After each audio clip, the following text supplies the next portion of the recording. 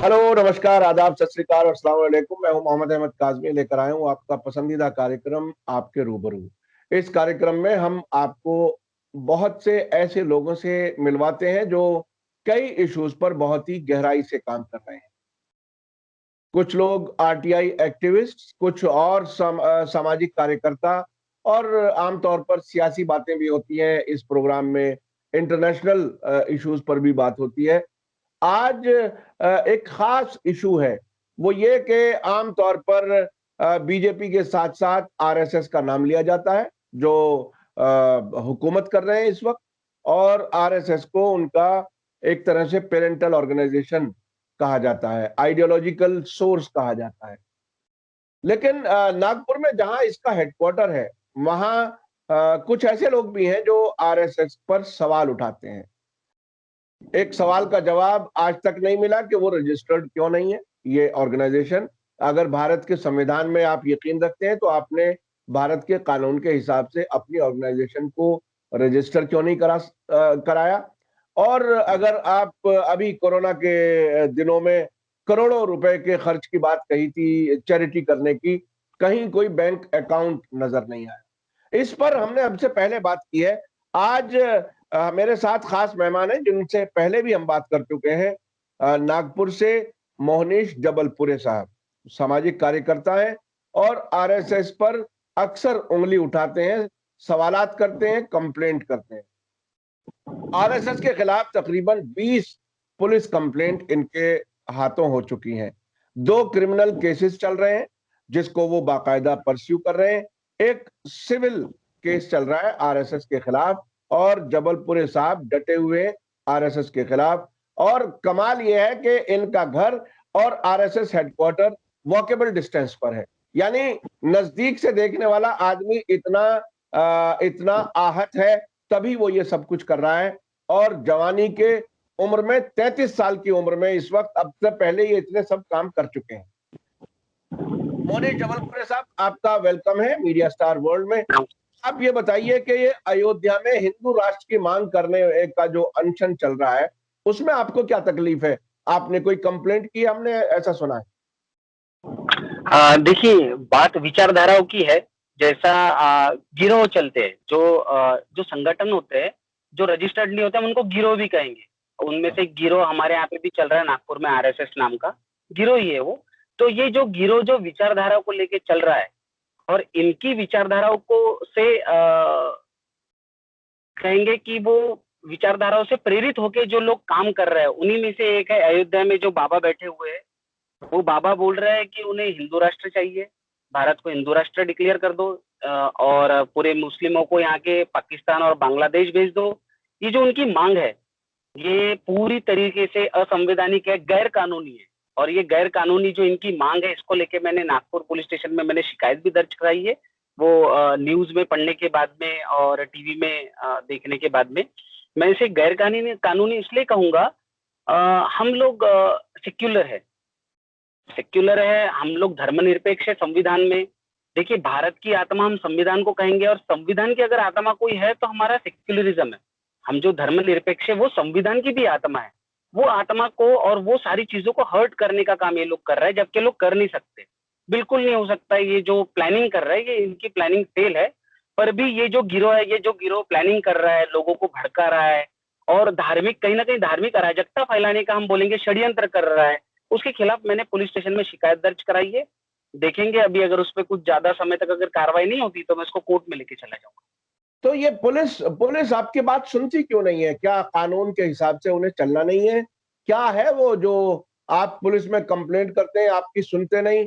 इसका मतलब ये तो नहीं है कि ये लोग खुद आरएसएस की विचारधारा के ही लोग हैं, जो देश के संविधान के मुताबिक की गई कंप्लेंट पर कोई कार्रवाई नहीं करते?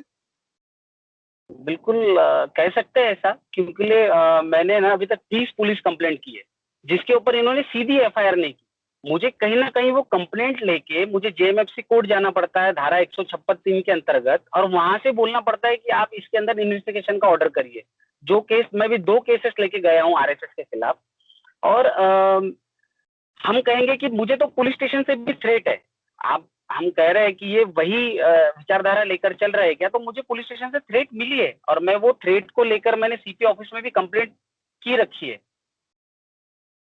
अच्छा अच्छा, आप इससे अलावा जो ये 2 क्रिमिनल केसेस हैं, जिसमें एक हाई कोर्ट में पहुंचा है, आरएसएस के लोग लाठी लेकर के बस्तियों से, गांवों से, शहरों से अपनी मार्च निकालते हैं, उस पर क्या कुछ हो रहा है?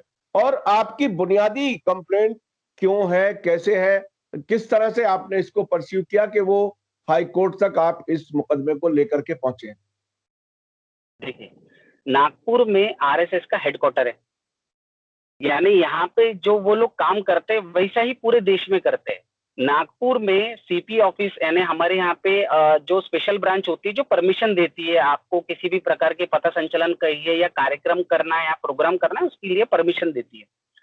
आरएसएस ने परमिशन लिया, ताज्जुब की बात है, आरएसएस ने परमिशन लिया और परमिशन लिया और वो परमिशन के जो नॉर्म्स थे उसमें लिखा था 3 नंबर में और 5 नंबर में कि आप लाठी काठी का उपयोग ना करें।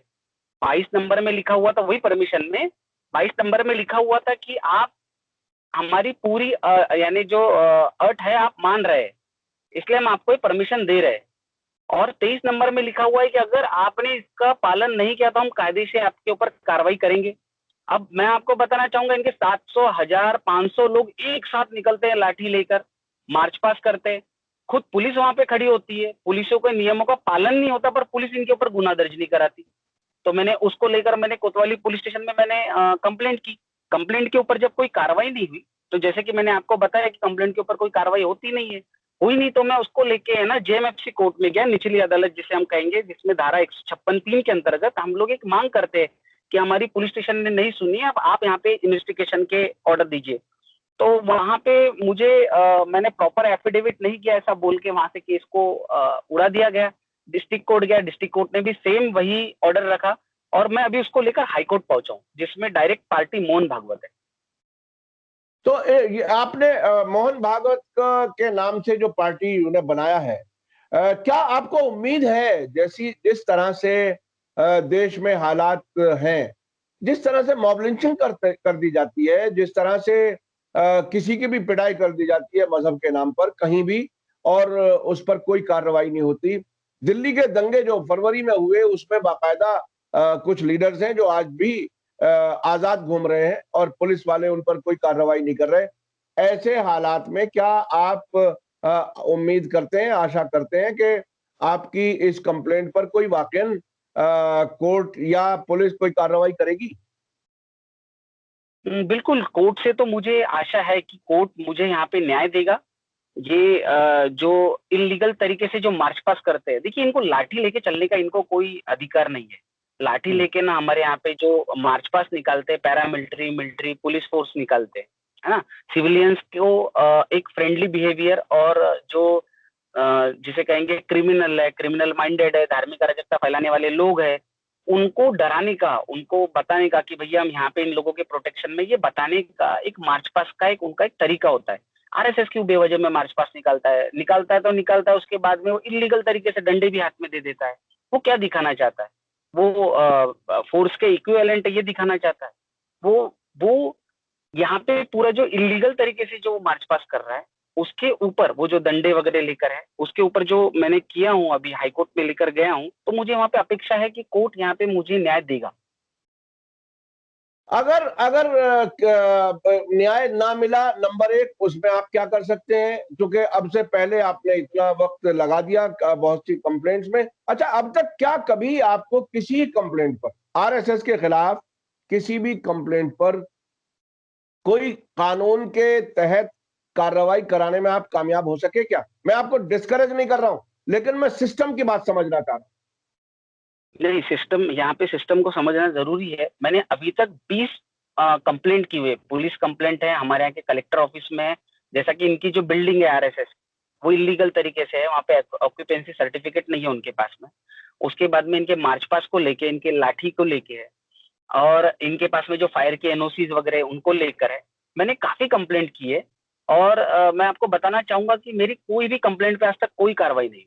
जबकि मुझे थ्रेट, मैं आपको बताऊंगा, पुलिस स्टेशन के अंदर मुझे धमकी मिली है, मुझे कोर्ट रूम के अंदर धमकी मिली है, जिसकी मैंने कंप्लेंट भी की हुई है।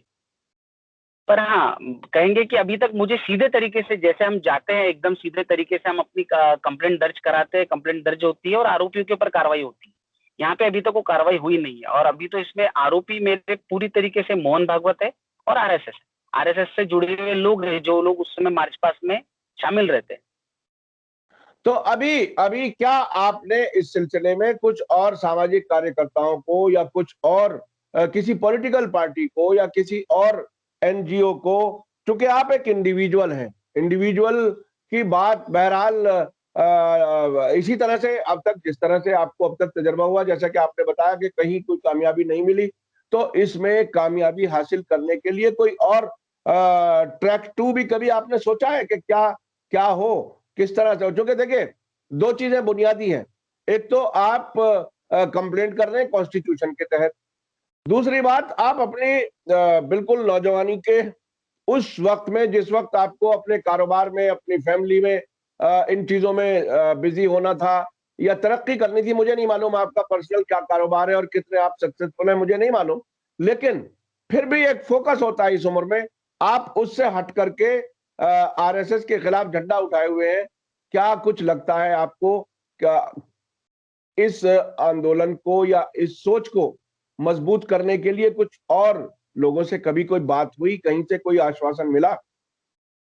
देखिए, देश सेवा यानी देश सेवा का मतलब ये नहीं होता कि हम बॉर्डर पे खड़े रहे गन लेके और हमारे वहाँ पे उसी को हम लोग देश सेवा कहेंगे कि हम बॉर्डर पे खड़े।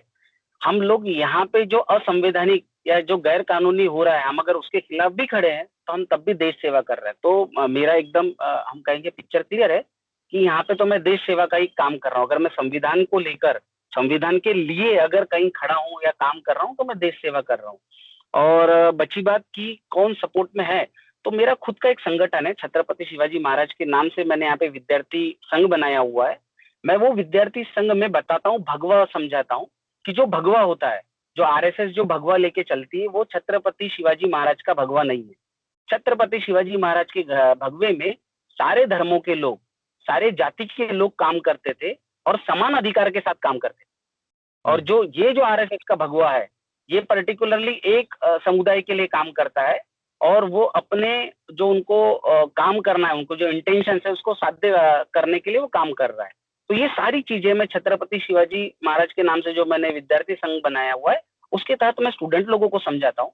उसके तहत मैं स्टूडेंटों को समझाता हूँ कि आरएसएस क्या काम कर रहा है, इलीगली वो कितनी एक्टिविटी कर रहा है। अगर वो एक मुखौटा रख रहा है अपने सामने कि हम लोग बहुत अच्छे सोशल है, हम सोशल एक्टिविटी करते हैं, हम समाज कार्यों में बहुत अच्छे अच्छे कार्य करते हैं, तो ऐसा कुछ नहीं है।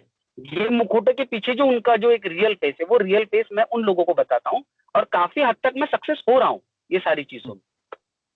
अच्छा, एक बात बताइए, मैं चूंकि इंटरनेशनल अफेयर्स में थोड़ा सा मेरा कुछ जानकारी है और मैं अक्सर इंटरनेशनल अफेयर्स को लोगों को बताता हूं, इसीलिए कि दुनिया को अगर आप समझेंगे तो अपने देश को समझना आसान होगा। इस वक्त भारत के इजराइल से ताल्लुकात काफी नजदीकी हैं और आरएसएस और इजराइल की सोच बहुत सी चीजों में बहुत ही कॉमन है। खुद जब एल के अडवाणी साहब डिप्टी प्राइम मिनिस्टर थे, इजराइल गए थे, तो उन्होंने कहा था कि हम उनसे सीखने जा रहे हैं कि आतंकवाद को कैसे कुचला जाता है, यानी अगर उसको सही डिफाइन किया जाए तो मुसलमानों को कैसे कुचला जाता है या कश्मीर में हमें क्या करना है, वो सब सीखने ये आरएसएस के लोग जाते रहे हैं।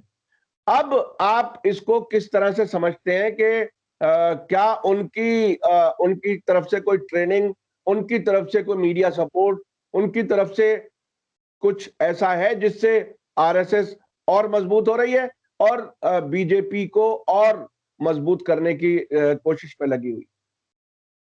क्या आपने देखिए, कभी मैं वो तो कहूंगा इजराइल एंगल से सोचा कुछ कभी आप? ये यहूदियों की एक ब्रांच है। आरएसएस जो है, हम उसको कहेंगे कि यहूदियों की एक ब्रांच है। ये हेड जी। ऑफिस वहां पे इसराइल में है, ये एक ब्रांच यहाँ पे चला रहा है। ब्रांच के यहाँ पे मुखिया है। मैं हाँ। आपको कहा था ना कि गिरोह है, गिरोह के मुखिया है, जो यहूदी गैंग यहाँ से चला रहा है, यहूदी विचारधाराओं को चला रहा है। और हाँ। पूरा इनको वहां से सपोर्ट है, मैं तो कहूंगा सारी चीजों में। जिस प्रकार अभी देखिए, फेसबुक की हम बात कर लेते हैं। हाँ। फेसबुक से इनको जो सपोर्ट मिल रहा है, फेसबुक किनका है, वो कहाँ से बिलोंग करते हैं, ये सभी को पता है। तो अब ये बताइए कि आपकी लड़ाई जो है वो कितनी मुश्किल है और कितनी आसान है? आप क्या अब तक क्या समझ पाए कि क्या कुछ होगा, क्या कोई कामयाबी मिलेगी या नहीं मिलेगी? या आप इन शिकायतों के रास्ते से लोगों में अवेयरनेस पैदा करने में कामयाब हो पाएँगे? देखिए सर, मैं बोल सकता हूँ कि भले ही मुझे लेट मिलेगी, मुझे इंसाफ मिलेगा, लेट मिलेगा पर मिलेगा, एक विश्वास है मुझे। लोगों में अवेयरनेस तो फैलाना है, इनके बारे में ये जो रियल है, इनके रियल फेस को दिखाना है, ये तो मैं काम कर ही रहा हूँ। और लग रहा है जैसे अभी शस्त्र वाली भी मेरी कंप्लेंट चल रही है, जो ये लोग शस्त्र पूजा करते हैं। अब देखिए जैसा कि आरएसएस की स्थापना दशहरे के दिन हुई थी, तो ये लोग दशहरा मनाते हैं। कई लोगों को ऐसी धारणा है कि उस दिन यानी ये वो राम जी वाला दशहरा मनाते हैं। नहीं, नहीं, ये कोई राम जी वगैरह वाला दशहरा नहीं मनाते। ये लोग जो दशहरा मनाते हैं, अपना स्थापना दिवस मनाते हैं। और ये अपना स्थापना दिवस शस्त्रों की पूजा कर मनाते हैं। तो हुँ। ये हम लोग बहुत सारे लोग हैं ना, ये धारणा में चले जाते हैं कि ये वो हिंदू धर्म का फेस्टिवल मनाते हैं। आप सोचिए अगर ये दशहरा हिंदू धर्म का फेस्टिवल मनाते, तो उसी प्रकार ये होली भी मनाते, उसी प्रकार ये दिवाली भी मनाते, उसी प्रकार ये रक्षाबंधन भी मनाते, उतने ही जोर-शोर से। वो धर्म वो नहीं मनाते। वो लोग सिर्फ ये वाली ये शस्त्र पूजा वाली चीज़ें मनाते हैं, क्योंकि उसमें शस्त्रों का दिखावा, वो दूसरे मेंटालिटी के जो एक लोग होते हैं उनके पास में, उनको एक थोड़ा प्रोवोक करते हैं सारी चीज़ों को लेके। और वो शस्त्रों को लेकर भी जब मैंने कंप्लेंट डाली, तो कंप्लेंट में आपको बताता हूँ, आरटीआई में मुझे आंसर आया कि शस्त्रों का कोई रिकॉर्ड नहीं है। वो शस्त्र कोई रिकॉर्डेड नहीं है। जिसमें देखिए बड़े-बड़े बंदूक है, भाले हैं, तलवारें हैं, कोई रिकॉर्ड नहीं है। वो कहाँ से आते हैं और कहाँ जाते हैं इसको पुलिस को कुछ पता नहीं है। तो उसको लेकर भी मैं कोर्ट में गया हूँ, जिसमें नोटिस इश्यू हुआ है इनको। तो अभी अभी जिस तरह से आपने बताया कि ये आप कहीं कामयाबी आपको मिलेगी और आपको बड़ी उम्मीद है, तो इस उम्मीद को कैसे पूरा करेंगे जब ये कहा जाता है कि लोकसभा में बड़ी तादाद है और ये जब चाहेंगे कानून पास कर लेंगे। हिंदू राष्ट्र वाले मसले पर आपका जो विरोध है वो कहाँ खड़ा है उस पे? कैसे चूँकि जो हुकूमत में लोग हैं वो तो उनके मिनिस्टर, उनके एमपीज़, एमएलएज़ अक्सर हिंदू राष्ट्र के लिए बात करते हैं। देखिए, सबसे पहले तो ये थोड़ा है ना एक गलत यानी गलत धारणा लोगों में ऐसा फैलाते हैं कि भारत का विभाजन धर्म के आधार पे हुआ। भारत के विभाजन कभी धर्म के आधार पे हुआ ही नहीं। पाकिस्तान धर्म के आधार पे बना होगा, लेकिन भारत धर्मनिरपेक्ष है, सेक्युलर है। और ये लोग कितना भी कर ले, इनके पास में पूरी मेजॉरिटी है, उसके बाद में भी ये ऊपर में भी लोग खड़े करे संसद में, तब भी मैं कहूँगा कि ये लोग वो बदल नहीं सकते। ये लोग यहाँ पे हिंदू राष्ट्र नहीं ला सकते। हम लोग सेक्युलर थे, हैं और रहेंगे। बहुत-बहुत शुक्रिया मोनिश जबलपुरे साहब, आपने बहुत हिम्मत दिखाई है। आज के ज़माने में बहुत लोग डर जाते हैं, कुछ कह नहीं पाते और आरएसएस और बीजेपी के बारे में बात भी नहीं कर पाते। आप पुलिस में कंप्लेंट ले जाते हैं, आपको पुलिस से धमकी भी मिलती है। अदालतों से आपको वापस कर दिया जाता है, लेकिन आप स्टूडेंट्स में अवेयरनेस फैला रहे हैं। आप ये भी बता रहे हैं कि छत्रपति शिवाजी का जो भगवा रंग था, उसके कुछ मानी और थे और ये भगवा जो आरएसएस का है, वो बिल्कुल अलग है, जिसके पीछे नफ़रत का खेल चलाया जा रहा है। और आपने ये भी बताया कि ये हिंदू धर्म, हिंदू संस्कृति के हिसाब से और कोई पर्व, कोई फेस्टिवल नहीं मनाते, दशहरा मनाते हैं और वो सिर्फ़ और सिर्फ़ अपना स्थापना दिवस होता है, उसमें हिंदू धर्म की कोई बात नहीं है। जबकि वो हिंदुत्व की बात करते हैं, हिंदुत्व के नाम पर सरकारें बनाते हैं, सरकारें बनवाने में मदद करते हैं और फिर खाली पेट होने के बावजूद, बेरोजगारी में लोगों की मुसीबतें बढ़ने के बावजूद, उनको हिंदू राष्ट्र या राम मंदिर की बात कह करके ये महसूस कराना चाहते हैं जैसे आपका पेट भरा हुआ है। ये बड़ी अजीब सूरत-ए-हाल है।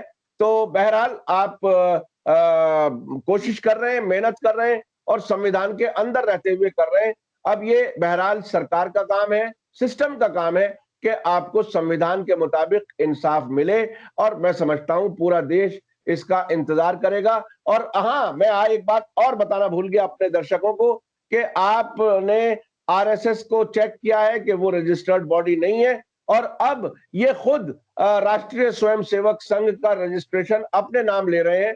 वो किसी हद तक एक कदम बढ़ा है, एक कदम पीछे है, लेकिन वो कोशिश कर रहे हैं और आप खुद अपने आप बता दीजिए कि आप अपनी आरएसएस में क्या करें। मेरे आरएसएस में, अगर मुझे आरएसएस इनके नाम से मुझे कोई 1% का मुझे कोई लोभ नहीं है, यानी मुझे कहीं कतई नहीं। मेरे पास मेरी खुद की छत्रपति शिवाजी विद्यार्थी संघ के नाम से मेरी खुद की एक संस्था है, मैं उसको बढ़ाना चाहूंगा। पर अगर ये आरएसएस मुझे मिला तो मैं ये आरएसएस में सारे धर्मों के लोग रखूंगा। जैसा यहाँ पे आप देखिए कि इनका अध्यक्ष रिजर्व कैटेगरी से आता है, यानी वो रिजर्व रहता है। ये हमेशा कहते हैं कि आरक्षण हट जाना चाहिए, पर आप देखिए मंदिरों में पुजारियों का आरक्षण है, आरएसएस प्रमुख आरक्षित सीट पे बैठे हुए हैं, इनका आरक्षण हमेशा एक जैसा बना हुआ होता है और ये लोग आरक्षण का विरोध करते हैं। तो ऐसे समय पर मैं, अगर मुझे आरएसएस मिलती है तो सारे धर्मों के लोगों को टर्न बाय टर्न में अध्यक्ष पद का स्थान दूंगा और सारे धर्मों को, सारे जाति के लोगों को उसमें रखूंगा। बहुत बहुत बहुत शुक्रिया, बहुत बहुत शुक्रिया मोनिश। हिंदू राष्ट्र की बात नहीं होगी, हिंदू राष्ट्र की बात नहीं होगी वो आरएसएस में। वो आरएसएस में धर्मनिरपेक्षता की बात होगी, वो आरएसएस में एजुकेशन की बात होगी, माइनॉरिटीज को, पिछड़े हुए लोगों को, दलितों को एजुकेशन कैसा दिया जाए, हायर एजुकेशन कैसा दिया जाए, उसकी बात होगी। ये बहुत बड़ी बात है और भारत में एक इंसान ऐसा है जो ये सपना देख रहा है कि आरएसएस ऐसी हो जिसमें सभी धर्म के लोग अध्यक्ष भी बने और वाकई देश की सेवा करें। क्योंकि राष्ट्रीय स्वयंसेवक संघ नाम बहुत प्यारा है, अगर काम भी प्यारे हो तो किसी को कोई उससे ऐतराज नहीं हो सकता। बहुत बहुत शुक्रिया मोनिश जबलपुरे साहब, आपने नागपुर से मीडिया स्टार वर्ल्ड के दर्शकों के लिए समय निकाला, इसके लिए बहुत बहुत शुक्रिया। मैं दर्शकों से बताना चाहूंगा कि मेरी कोशिश रहती है कि हर तरह के लोगों को हम अपने प्रोग्राम में लाया जाए और ये एक बिल्कुल अलग यूनिक पर ये काम कर रहे हैं, इसलिए हमने मोनिश जबलपुरे साहब को भी रिक्वेस्ट किया। और आपको बहुत सी चीजें नई मालूम हो रही होंगी, लेकिन ये एक अरसे से इसी लाइन पर काम कर रहे हैं। बहुत बहुत शुक्रिया। इसी के साथ धन्यवाद। जय भारत, जय हिंद।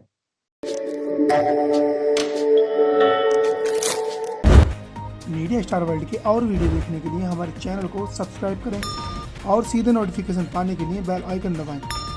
और अगर हमारी खबर सच्ची और अच्छी लगे तो अपने व्हाट्सएप, इंस्टाग्राम, फेसबुक और ट्विटर अकाउंट पर जरूर शेयर करें।